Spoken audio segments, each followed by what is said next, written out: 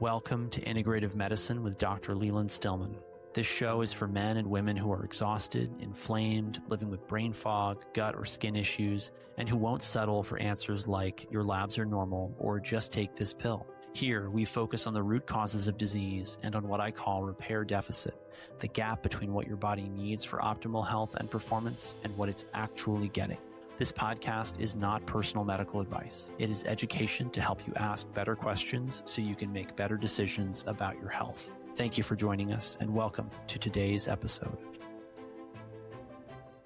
Good morning, everyone. Dr. Stillman here, back for another fun and exciting Q&A. A couple of housekeeping items. First of all, this episode will actually air as a public podcast. So if you're listening to this on Substack, I want you to know, or anywhere else you consume or listen to podcasts, I want you to know that I actually do this every week for members of our online community. Details for that are coming. Stay vigilant. That sounds too serious, but watch for them. Why? We're starting at a founders only rate. So you're going to get access, lifetime access for a very, very reasonable price compared to what we think this is going to command down the line. And that's a thank you for subscribing, for being early, and for being committed.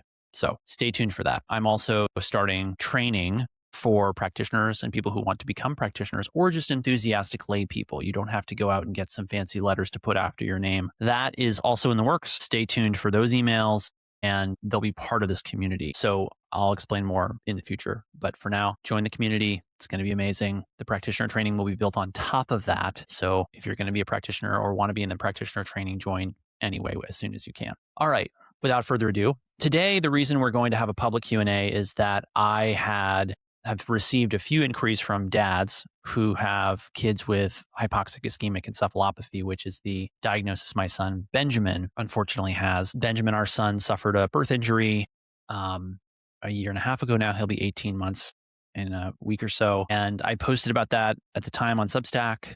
If you want to go read the post, it's the most popular post I've ever posted.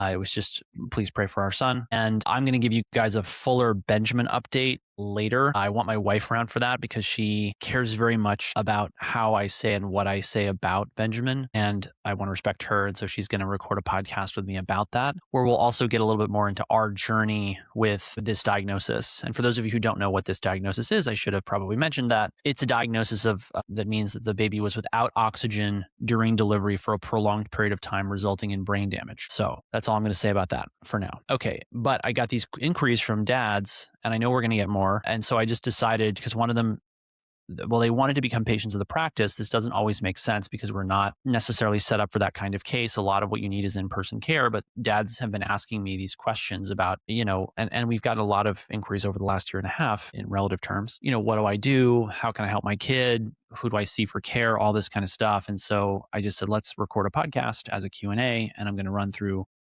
basically what I think about this disease, this diagnosis, and what we've learned in the last year and a half with our son.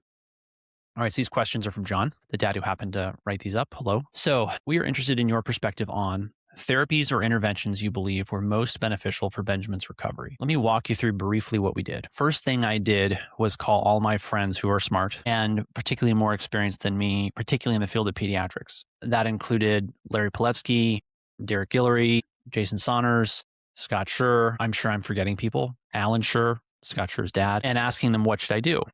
There was a global consensus that the first thing I needed to get was a hyperbaric oxygen tank. And so that was the first thing that we did. I'll include links to the hyperbaric oxygen tank that we bought for Benjamin, with a full disclosure that it's an affiliate link. Purchases go basically to fund our son's care, frankly. And, I will also include, I'm not saying you should or have to buy from that company, by the way. I didn't have time to do a lot of price shopping and comparing. And I talked to Scott Schur and Jason Saunders about that. Jason runs the company we purchased from. Scott runs another company that I guess we'll also link to. I don't know if we have an affiliate account with them. But basically they said, look, you need this tank fast. And Scott said that to me. He just said, look, get the tank that you can get fastest, and Jason's tank is going to come to you faster than ours. So we bought that one. It arrived, I think, maybe a week after Benjamin got home after a 6-week stay in the hospital. And we started to dive Benjamin immediately, twice daily for an hour. So that was an early morning dive and then a late afternoon dive. We did that for, I think, at least 4 weeks. And I was the one, or Michelle was diving him in the tank at first. That transitioned to being only me because Michelle didn't feel good in the tank or after the tank. So I ended up doing all the diving basically for the last year. Quick notes. you should really talk to someone if you're going to do this about what kind of tank and why and how. There's tanks you can sit up in, tanks you can lie down in. For all I know, there's tanks you can stand up in, but why would you want that? So make sure you get the one for you that's going to work best for your family, for your space, et cetera, because you're going to spend a lot of time in the tank if you're looking to heal an injured brain. And I want to explain one of the things that I learned from Jason and Scott and from reading Jason's books on hyperbarics as well. People get sold 10, 20, 50 dives at a wellness center. And that's good. I'm not saying you shouldn't, but the reality is if you've got a really severe injury, stroke, HIE, autism, something really severe for the brain, or a really severe diagnosis like MS, autoimmunity. There's a huge literature on hyperbaric oxygen for autoimmunity. I mean, it's going to be more cost effective to buy your own tank. I know it looks very expensive. Really low end Chinese made tanks, I think are going for like $7,000. I didn't buy that, just so you know, and I can't obviously vouch for the quality, and I'd be really concerned about the quality. I'd be concerned about chemicals in the tank as well, because they don't have good quality control for that over there. Not that we have perfect control over here. I just, I've had worse experiences with foreign products from China, chemical wise, than I have US products. I went for a higher end tank that was a higher pressure, and we bought the oxygen concentrator. We bought the whole thing because I knew, look, we're going to do hundreds and hundreds and hundreds of dives. Yes, this is a 5-figure investment, but when you do the math, it turns into like 20, 30 bucks a dive. That makes all the sense in the world, because you're not going to find that at an outpatient clinic. If you have a smaller issue, maybe you just had a quick TBI, maybe it was a TIA, like not a full-blown stroke. I think it makes more sense to just jump into whatever tank you have available with obviously appropriate clinical oversight to just get the oxygen in, rather than waiting for a tank and then diving, dozens of dives on end. I will say, I think the future of medicine is for people to have a hyperbaric oxygen tank in their home.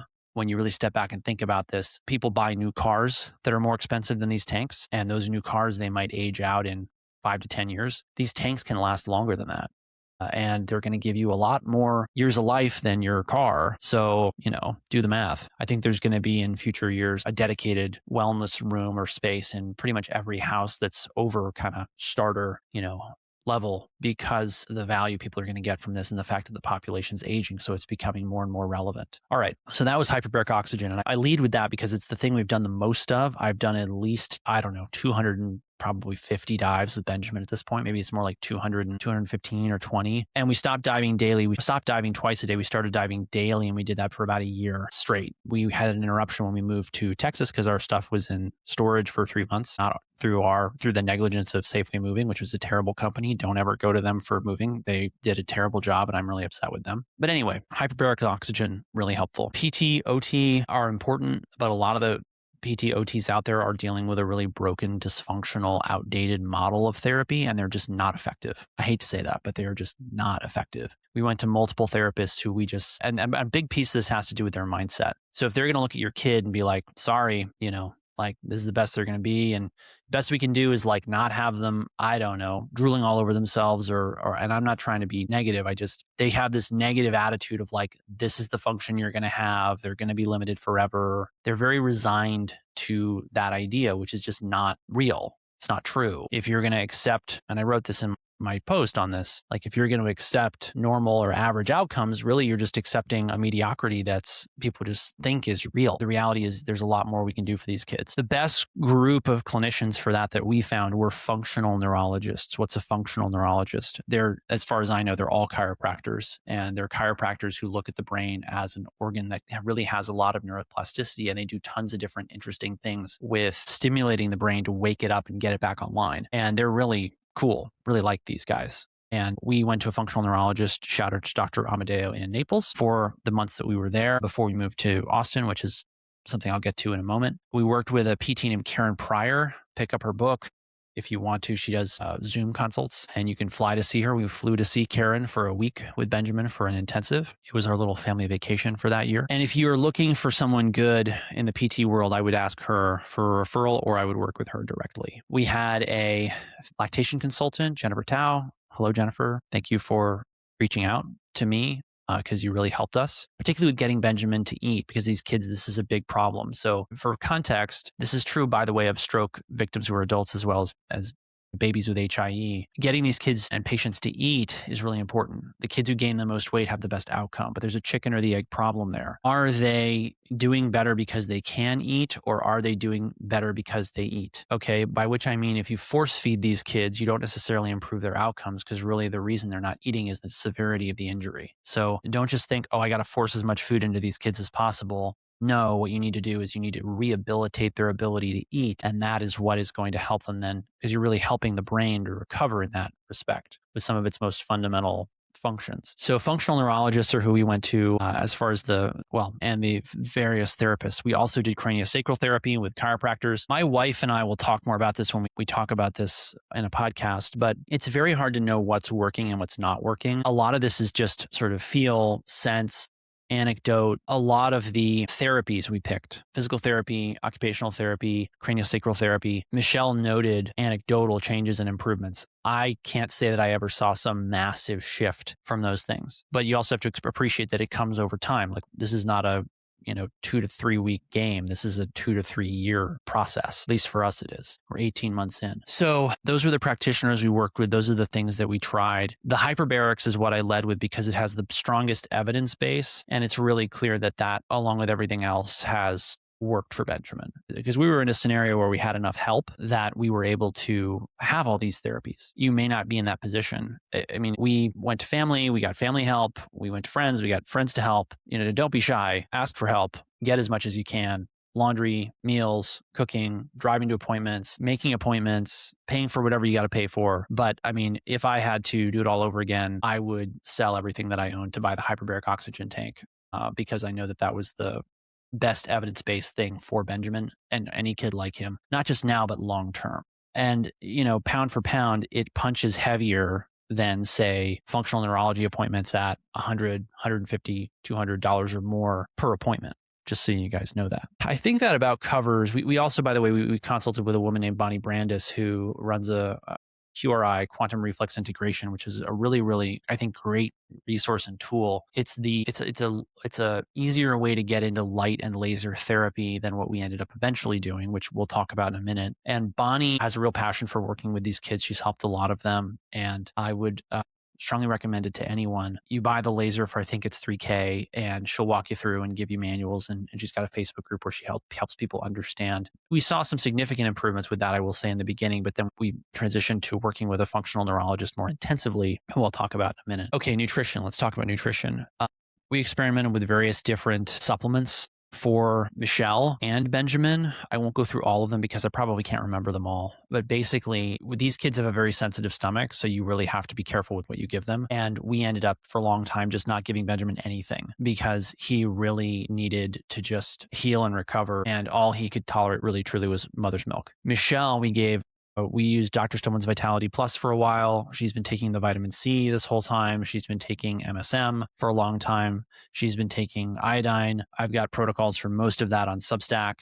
And I can't say you should use these in anyone, by the way, without appropriate clinical oversight. I think you all appreciate that. But that's what Michelle used, and it worked quite well. I think we did notice moments where she was taking things and maybe Benjamin spit up more. And so we would stop this supplement or that supplement or give her a supplement holiday to kind of let things settle out. But that's what we did. And then recently, Michelle started on a personalized supplement protocol with HTMA based on the HTMA testing that we do. And the results from that were just night and day. She just taking 3 of the 20-some capsules she's supposed to take a day. I gave her a very heavy protocol for reasons I won't get into here. She basically went from, we have a scoring system in the practice that we use to score severity of symptoms, and she went from like a 23 out of 28 to a 3 out of 28 in like 4 or 5 days. So I sort of kicked myself for not doing that sooner, but between moving and Benjamin's stomach being very tender and responding a lot to what she's eating, it's like you only make so many moves so fast, or you just kind of get lost and confused about what's really happening. So it is what it is. I will mention too that she saw that huge improvement, not just with the personalized supplement protocol, but with the vitamin C,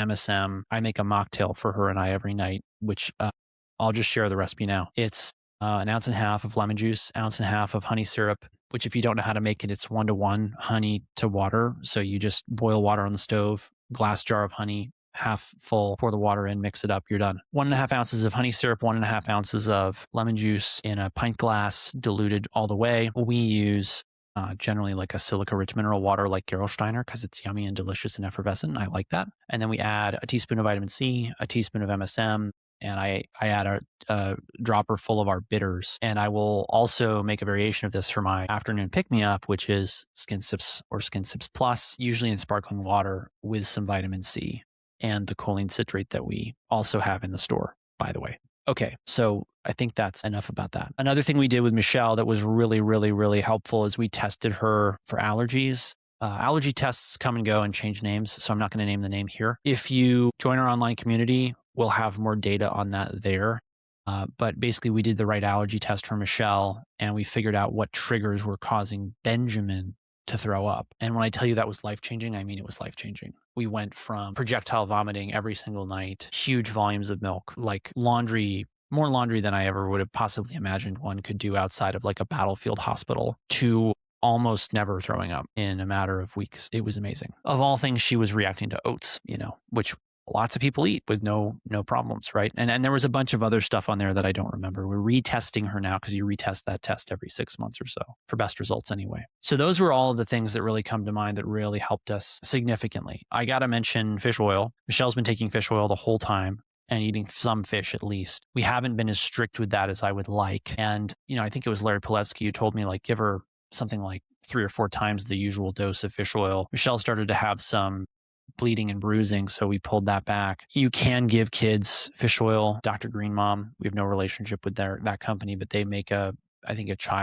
children's fish oil that we tried and used. And the problem is if you got a kid with a really tender stomach, all that fat is going to make them throw up. So you just have to do it with clinician supervision, and you have to really think through what are you trying to achieve.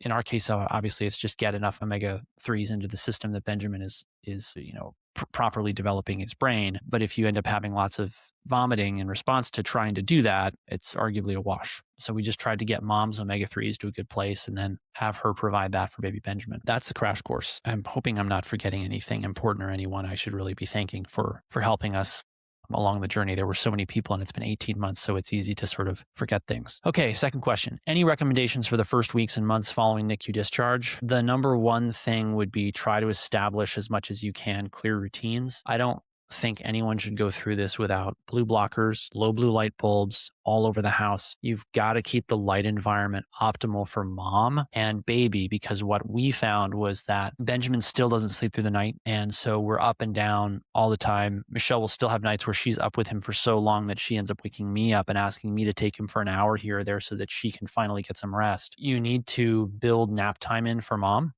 As much as you can, have anyone you can trust with the baby come over and hold the baby while she gets a nap in, because if the child is awake as much as Benjamin was, mom is going to wind up running on 4 hours of sleep every day, and that's not sustainable because mom has to make milk, which means she's not just like a warm body in a seat. She has to make this very complex fluid for baby, so she's got to have adequate sleep. Our rhythm right now is, and this has been pretty consistent the last year and a half, we go to sleep at 9 or 10 o'clock, which is when Benjamin really tends to wind down almost no matter what we do. That is when he seems to want to go to sleep. Usually it's closer to 10. Sometimes it's 10:30. Sometimes it's 11. It depends on how fussy he is, how hungry he is, etc. So then we sleep. Usually Michelle sleeps for 3-4 hours until Benjamin wakes up and wants to eat again. Then she feeds him, then she pumps. That's another thing about these kids. They often won't be able to feed fully on the breast because their suck swallow is so uncoordinated and weak. And so they'll end up having to transition to the bottle. We did that with Benjamin when we realized he wasn't gaining any weight and he was really, really, really fussy and unhappy. It was because he couldn't eat enough because his nursing was so weak because of the injury. So he's been bottle fed his whole life, but Michelle's pumped the whole time, which is a whole nother thing, because a woman who's going to pump feed a baby is going to pump like 4 hours a day, which is brutal. And he's only had breast milk. He's not been fed. He hasn't yet taken solid food or baby food, which is basically to be expected because he's still recovering. Okay, so where was I? Yeah, you may need to go bottle fed. That's for you and your lactation consultant and pediatrician to sort out, but it's very likely that you'll need to. And then you got to build in nap time for mom, ideally for baby. These kids often won't tolerate being put down. Like we basically couldn't put Benjamin down unless he was asleep until recently. And now we can put him down for a couple minutes before he starts to really whine. And to give you guys a little bit more context there. Like he doesn't crawl, he doesn't roll over, he doesn't, he moves all of his arms and legs and he's starting to roll over, but he's way behind his peers. And you can't lay them down because their first experience of life, generally speaking, is like being strapped down in a little NICU bed with people cutting them, poking them, prodding them, taking blood, inserting central lines, intubating them on the breathing machine. And they have no context for this. You can't explain it to them like an adult. So their whole first experience of life is just sheer terror and confusion when it should be, being on mom's breast. So these kids have this incredible fear of being off of people. They want to be on you. We sort of nicknamed it Velcro child syndrome. Be prepared for that and understand that it's going to take them time to recover from that. A lot of them will have this terrible, and Benjamin had this terrible startle reflex, which is if you've ever had a baby or been around an infant for any time at all, there's a startle reflex that can be activated by sudden noises, loud noises, scary things, right? Sudden movement of the baby or someone near them. And that startle reflex will cause the baby to basically put their arms back or lay their arms out and throw their head back and scream. That can last for hours with these kids because their brain is not properly wired anymore. And that was one of the quantum reflex integration things we did that really helped with that. And then later with functional neurologists, we saw a lot of improvement with that as well. As they resolve that startle reflex and integrate that reflex, that's when they tend to get more. You can put them down. That took like 15 months for us. It was brutal. It did get better over time, but yeah. So what else in the weeks following NICU discharge? That's the main things. Make sure the baby's eating, do whatever you got to do to figure that out, order allergy tests if you need them, et cetera, et cetera. I guess I'll just mention it. We use the MRT, the mediator release test right now for that, which is the one that Michelle had and that we're repeating right now. Okay, rehabilitation, developmental, nutritional, and neuroplasticity focused approaches that would be worth discussing in these cases. So I think I pretty well covered that. Emerging or investigational therapies that families affected by HIE should be aware of. So this is where we ended up going with our care. So my mother-in-law, Peggy, thank you, Peggy, found through YouTube this Dr. Brandon Crawford in Austin, Texas, who runs a clinic that's all about helping these kids with brain injury. And he's been doing it for basically as long as possible. He's about my age, so he's been at it for almost 20 years now, which is a long time when you're only 30. I think he's 37, 36. I don't remember. And he just basically started his career in this and he's never done anything else. So I would say he's put together the best clinic in the world for it. I can't say that I've done like a totally exhaustive search, but let's just say we've put in some time trying to find good people. He's got a phenomenal YouTube channel, by the way, which is how Peggy, my mother-in-law, heard about him. And then she just like wouldn't stop watching his videos and just was like, you got to go see him. You got to go see him. You got to go see him. So we booked an initial consult. We met Dr. Crawford. I really liked him and trusted him. And I say that having like met a lot of practitioners who take advantage of patients. And I'm very, very sensitive to that. So, I'm pretty hard to win over in that respect. And he was just really great. So we booked an intensive with him at his practice. What does an intensive look like? So because his practice is so niche and because he's so good at what he does, he tends to attract cases from all over the world like Benjamin. And because of that, it doesn't make sense for him to work with them for like one consult or two. What you end up doing is you go to his practice for an intensive, and an intensive is an entire week of treatment, morning and afternoon. Right now, I'm recording this alone in the house because Michelle is there with Benjamin in another intensive. We went for a 2-week intensive in December, had a great experience, saw a huge improvement in Benjamin. And I think it was like the second or third day that we were there, I turned to Michelle and I said, we could live here. And I'll just share all this. So we looked at the numbers and we said, okay, we live in Naples, Florida, one of the most expensive zip codes in the country. We moved there because her parents are there and because it's a good place to run a practice like ours, because if you live in a zip code like that where people can pay a higher price, then you can afford to live there. What doesn't make sense is if you can't charge more for what you do in that zip code, then the economics are upside down. So we looked at what we were paying in Naples and we looked at what we'd be spending here in Texas. And we said, wow, we save a lot of money moving to Texas. And so we can use that money to pay for people to help us support us in this journey, nannies, babysitters, et cetera. So basically we're going to have the same cost of living and the same or better amount of help. Those are the kind of things you have to figure out behind the scenes, where to live, how to live, your lifestyle, that actually matter a lot to the outcome of the baby. Because, if you told me I had to do this in like New York City or downtown LA, I would be like, no, absolutely not. I need to do this, because what you're going to find is that you're going to go a little bit nuts unavoidably, because you're going to be stuck at home with this kid who hates the car seat, and you got to be willing to deal with that. You also got to get along with your spouse and your friends and your family and your business or your whatever. You're going to want to be able to take a long walk in a nice neighborhood. You're going to want to be able to go to the pool. You're going to want to be able to walk to the pool. You're not going to want to have to get into the car to do anything, because guess what? Baby is not going to tolerate the car seat for more than 20 minutes max while they're napping. And then they're going to wake up, and then they're going to be upset that you want to put them back in the car seat to go home. Real talk. Okay. So we came here to Austin, moved here. It was a lateral in terms of cost of living for us. And what else? Okay, what does Crawford's team do? It's really interesting. It's like a blend of physical, occupational therapy with all kinds of different things. Like they'll use flashing lights to stimulate these kids. They'll use vibration. They'll use sound. They'll use percussion. They'll spin them in chairs. They'll put them on exercise balls. It's this whole sort of bizarre, like you walk into their main therapy room and it's like, you're like, I think I'm in a child's playroom, but there's all this weird equipment around. And so that's what therapy consists of. Now, Crawford's also very well known for light therapy, because one of the things about these kids, right? I just covered how hard it is to get nutrition into them. Very hard. Light, though, you can deploy light in these kids and it's really effective. Why? The brain the skull, I should say, hasn't fully developed. So the skull in an adult is thick and difficult for light to penetrate. But even in adults, light coming into the skull will be funneled into the deepest corners of the brain to optimize physiologic function. So the brain actually uses light to optimize itself. It's why transcranial photobiomodulation, light therapy, transcranial through the skull, is becoming more and more a thing. They're using it, particularly like the DoD is studying this. A lot of companies are looking into this with them and other organizations to treat brain injury, stroke, etc. So Crawford's been doing this in kids for a long time. He invented his own laser.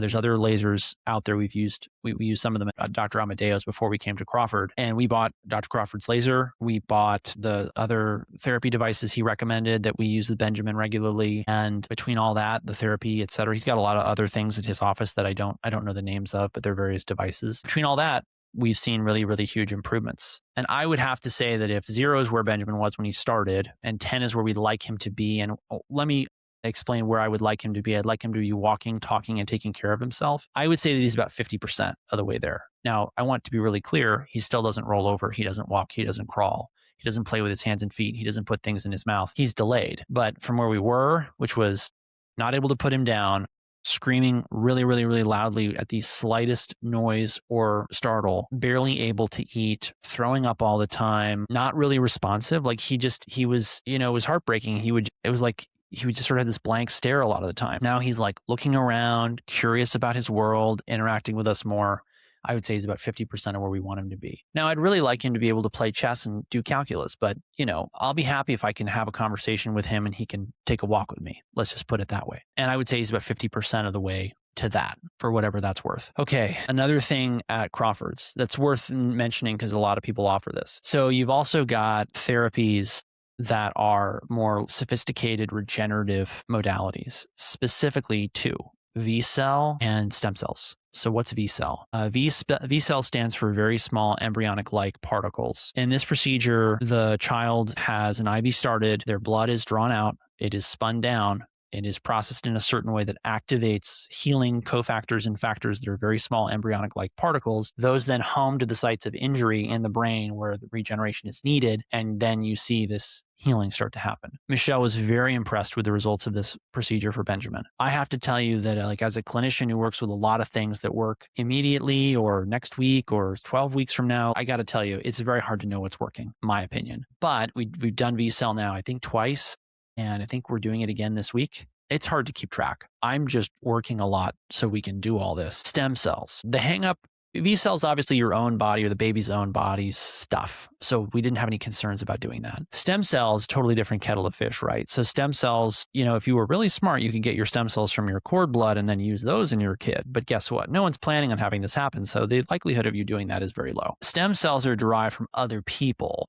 And that is something that there's a concern about, like, what does it mean that we're introducing these cells from other people into a little baby? So far, no one has seen a danger signal from doing this, which is good, of course. But the data is very early, and these could be complications that emerge over decades. not months or years. So how do you know? Michelle's been very wary of doing stem cells. I've been wary, but I'm more open to it than her. We still talk about it. But overwhelmingly, what we've done is we were really candid with Crawford. Hey, you've seen cases like this before. What do you think's possible? He's seen kids like Benjamin make full recoveries. So we said, okay, great. We're just going to go all in towards that. In my own practice, what I'm paying attention to is what is the trajectory of the patient? If someone is getting worse and worse and worse, it tells me we haven't found the root causes and we're not working on them fast enough or hard enough to turn things around. But as soon as patients start to see traction and improvement, then the question is how much faster and harder can we push them? And do we need to push them faster or harder? And that is a very difficult thing to answer, particularly when you're dealing with a case like this where the stakes are very high. It sort of haunts me to think, well, if we do stem cells, maybe it'll be the difference between him being able to do calculus and not being able to do even algebra. I don't know. I trust in Jesus. So we pray about it a lot. Maybe we should pray about it more, but pretty sure that that's always true. That's pretty much all of it. That's what we did. That's where we are.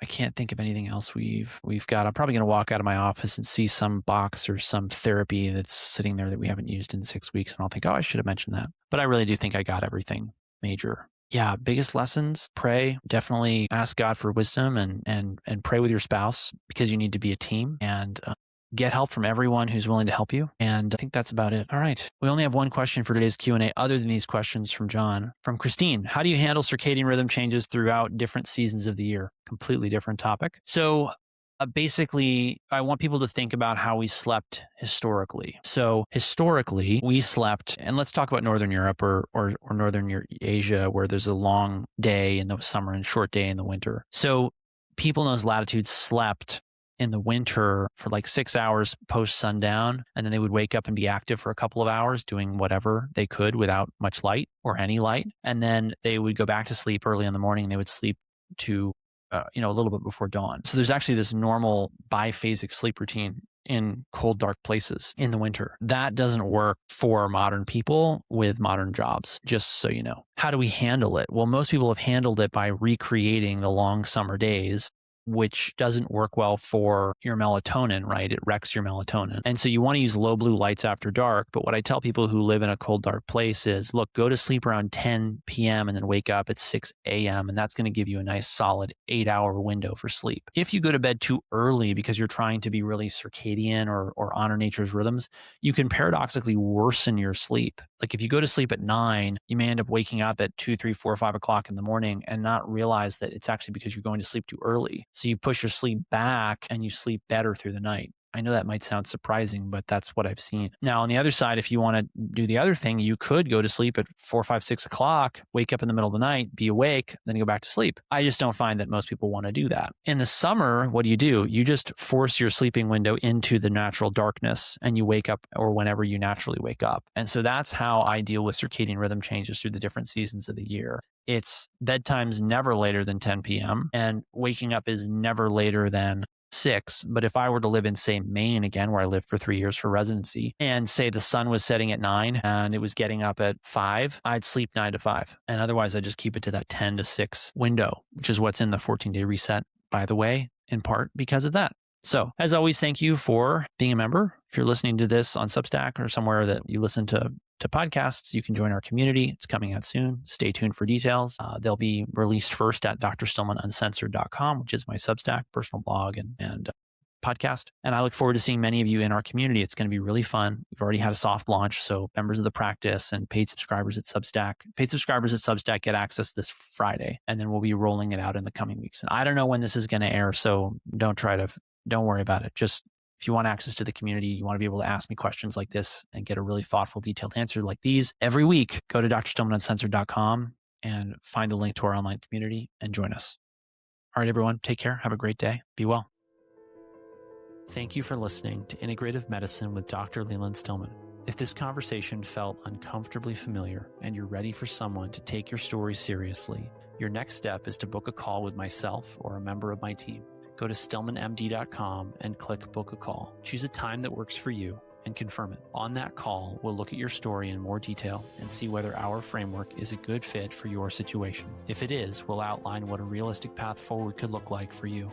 This is not emergency care. and it's not a guarantee of results. It's a calm, structured assessment where we'll create a plan to help you achieve your health goals. We have a limited number of calls available each month, so if you see a time that fits your schedule, book it right away. Again, the link is stillmanmd.com.